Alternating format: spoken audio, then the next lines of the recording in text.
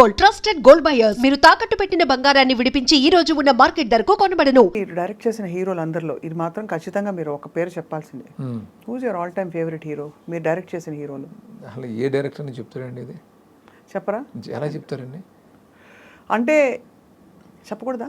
చెప్పకూడదని కాదండి, అది చెప్పలేమంతే. అదే పైగా నేను ఏ హీరోని చేస్తే హీరోతో చేస్తే ఆ హీరోతోటి ఎక్కువ ఫ్రెండ్షిప్ చేస్తాను, లవ్ చేసి చేయాలి, అది ఉండదండి ఫ్రాంక్గా. అందరూ ఆ సినిమాకి వాళ్ళు బెస్ట్ అంతేనా? వన్స్ వచ్చేసిన తర్వాత అది ఒక ఎలా ఉంటుంది, మ్యూచువల్గా ఉంటుంది. ఆ హీరో మనం ఎంత లవ్ చేస్తున్నాం, మనం ఎంత లవ్ చేస్తున్నాం, అలా వెళ్తూ ఉంటుంది తప్ప అది చెప్పడం కష్టం. అంతే. అలాగే మీ కాస్టింగ్లో మీరు హీరోయిన్కి ఎంత ప్రాధాన్యత ఇస్తారు శ్రీను వైట్ల గారు? ఎందుకంటే నేను అందరు డైరెక్టర్లతో నేను చాలామందితో పూరి జగన్ గారితో వాళ్ళతో ఎప్పుడు ఫైటింగ్ చేస్తూ ఉండేదాన్ని. మంచి సబ్స్టెన్స్, ఒక మెదడుండే మంచి థింకింగ్ ఉండే క్యారెక్టర్ ఉండాలి అమ్మాయిల క్యారెక్టర్లు. ఎందుకు ఎప్పుడు సిల్లీగా చూపించాలి ఆ అబ్బాయిని ఎక్కువ ఎలివేట్ చేయడానికని. మీ దృక్పథం ఏంటి Srinu garu? You always been balanced. ఎందుకని నేను అంటే హీరోయిన్ క్యారెక్టర్కి ఇంపార్టెన్స్ డెఫినెట్గా ఉండాలని కోరుకుంటాను నేను కూడా. బట్ హీరో సెంట్రిక్ వెళ్ళేటప్పుడు కొన్నిసార్లు తగ్గిపోతుంటున్నమాట వాస్తవం అండి. అలా అని చెప్పి నేను ఎప్పుడు హీరోయిన్ క్యారెక్టర్ని ఇలా చేయను. నేను ఒక క్లాస్ మెయింటైన్ చేస్తాను ఎప్పుడు కూడా. అవునవును. ఎందుకంటే కొంచెం ఎంటర్టైనింగ్గా చెప్పడానికి ట్రై చేస్తాను. అంటే నా సినిమాలో ప్రతి క్యారెక్టర్ ఎంటర్టైనింగ్గా ఉండాలని కోరుకుంటాను కాబట్టి, పర్టికులర్గా హీరోయిన్కి ఎక్కువ స్పేస్ ఉంటుంది కాబట్టి ఆ అమ్మాయి క్యారెక్టర్ని కూడా ఎంటర్టైనింగ్గానే డిజైన్ చేయడానికి ట్రై చేస్తుంటానండి. బట్ ఎక్కడ కూడా ఒక మీరు సినిమాలు చూస్తారు కదా తెలుసు. రాబోయే సినిమాల్లో కామెడీ కాకుండా ఇంకా ఏ జానర్స్లోకి శ్రీను వైట్ల గారు అడుగు పెట్టబోతున్నారు? అంటే నేను ఏ జానర్లో సినిమా తీసినా కామెడీగా ఎంటర్టైనింగ్గా చెప్పాలి అంతేనండి. అంటే నేను ఇమ్మీడియట్ చేయబోయేది మాత్రం ఫుల్ లెంగ్త్ కామెడీ. అందులో కొంచెం యాక్షన్ ఉన్నా కూడా ఈ టెంప్లెట్లో ఉండదు. అంటే కొంచెం ఏదో రివెంజ్ ఇలాంటిది కాదండి అది. సో ఆ సిచ్యువేషన్లోనే యాక్షన్ వస్తూ ఉంటుంది, ఆ టెన్షన్లు వస్తూ ఉంటాయి, అలా ఉంటుంది. లొకేషన్స్కి ఎంత ప్రాధాన్యత ఇస్తారండి? ఈ సినిమా విశ్వం ఫర్ ఎగ్జాంపుల్ ఇటలీలో చాలా తీశారు, హిమాచల్ ప్రదేశ్లో తీశారు, మంచి మంచి గోవా కూడా వెళ్ళారు. సో ఇంకా కళ్ళకి ఫీస్ట్. నేను డెఫినెట్గా అండి అది చాలా ఎప్పుడు నా సినిమా ఎప్పుడు విజువల్గా ఒక ట్రీట్ లాగా ఉండాలి సినిమా అని అనుకుంటాను ఎప్పుడు నేను. దానికోసం కొంచెం ఎక్కువ ఇదే చేస్తాను. అంటే లోకేల్స్ కొత్తవి పట్టుకోవాలి ఇలాంటి ఆలోచనలు ఎప్పుడు ఉంటాయి నాకు. ఉంటాయి మీకు అయితే? ఈ పర్టికులర్గా ఈ విషయంకి వస్తే ఆ మటేరాలో ఆ తీసిన ఎపిసోడ్ కానీ, గోవా ఇంటర్లో ఒక ఐలాండ్ బ్లాక్ కానీ, హిమాచల్లో ఫుల్ స్నోఫాల్లో తీశాను అది కానీ, ఇవన్నీ బాగా ప్లస్ అయినాయండి. అన్నీ వర్కౌట్ అయితేనే కదండి ఒక సినిమా.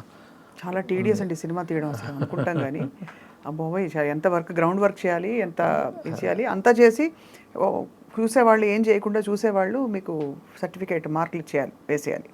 అలాంటిది అఫ్ కోర్స్ చూసి ఈసారి మీకు గొప్ప మార్కులు వేశారు కాబట్టి it's beginning for you, new beginning. నేను చాలా థ్యాంక్ఫుల్గా ఉండాలండి ఈ విషయంలో. అంటే జస్ట్ వర్డ్ ఆఫ్ మౌత్ తోటి సినిమా హిట్ అయింది.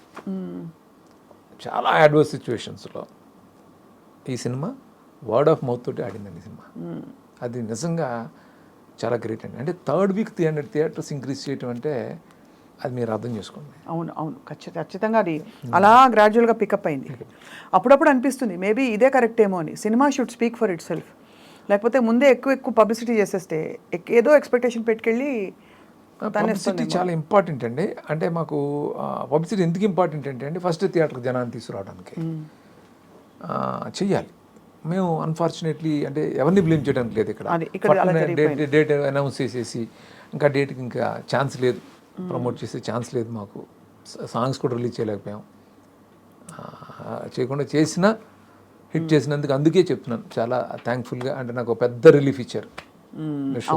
కరెక్ట్, అవును. సో ఇప్పుడు చిన్న ర్యాపిడ్ ఫైర్ మీతో శ్రీను వైట్ల గారు.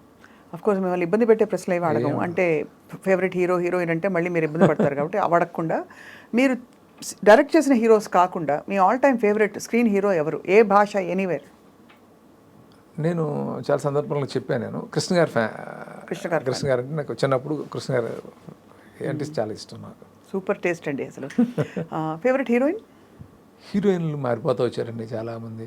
అంటే శ్రీదేవి గారు ఉండేవారు, ఆ తర్వాత ఒక్కొక్కరు అలా.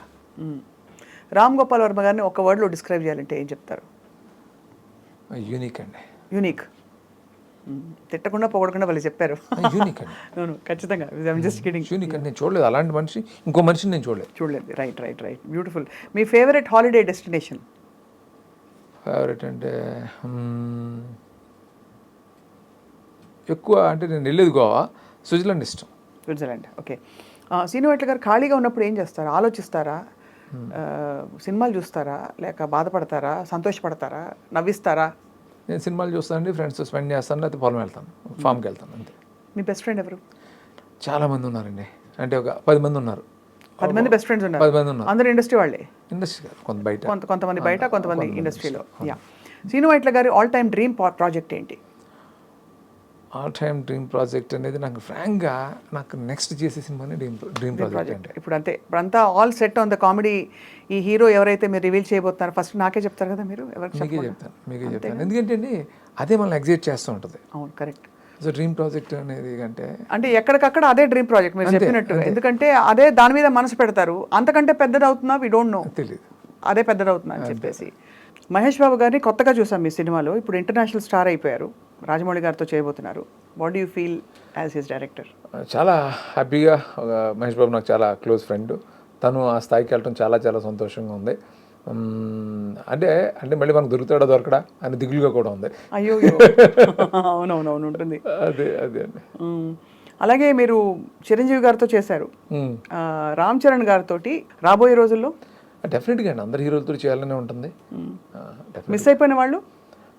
మిస్ అయింది బాలయ్యబాబు, మిస్ అయ్యాను అంతే. ఇంకా ప్రభాస్తో చేయాలి, ప్రభాస్ గారితో చేయబోతున్నారా? పవన్ కళ్యాణ్ గారు మిస్ అయ్యాను, బన్నీ మిస్ అయ్యాను, ఇవన్నీ ఉన్నాయి. ఇవన్నీ లిస్ట్ మేము కూడా వెయిట్ చేస్తుంటాం. మీ కాంబినేషన్ యూనిక్ గా ఉంటుంది కాబట్టి ఈ హీరోలందరితో రావాలని చెప్పి. థ్యాంక్ యూ సో మచ్ అండి. సో దీపావళి చక్కగా మీకు కొత్త కాంతులతో మీరు మళ్ళీ కామెడీ సినిమా మీద వర్క్ చేస్తున్నారు. మీకు దీపావళి శుభాకాంక్షలు. Thank you so much. ఎలా జరుపుకుంటారు సార్ దీపావళి? మీరు ఏం చేస్తారు? టపాకాయలు కలుస్తారా? క్రాకర్స్ అంటే మా పిల్లలకి బాగా ఇష్టం, వాళ్ళతోటే. మీ ఫేవరెట్ టపాకాయ ఏంటండి? తారా జువ్వలా? అన్నీనండి, అది ఏం లేదు. అదే కాబట్టి అయితే దీపావళి ఊళ్ళో జరుపుకునేవారా? చిన్న ఊళ్ళో బాగా జరుపుకునేవాళ్ళు, తారాజువ్వలు ఎట్లాంటి అప్పట్లో. అవును, అది ఇక్కడికి వచ్చిన తర్వాత వేరే మారుతుంటాయి కదా అట్లా. అది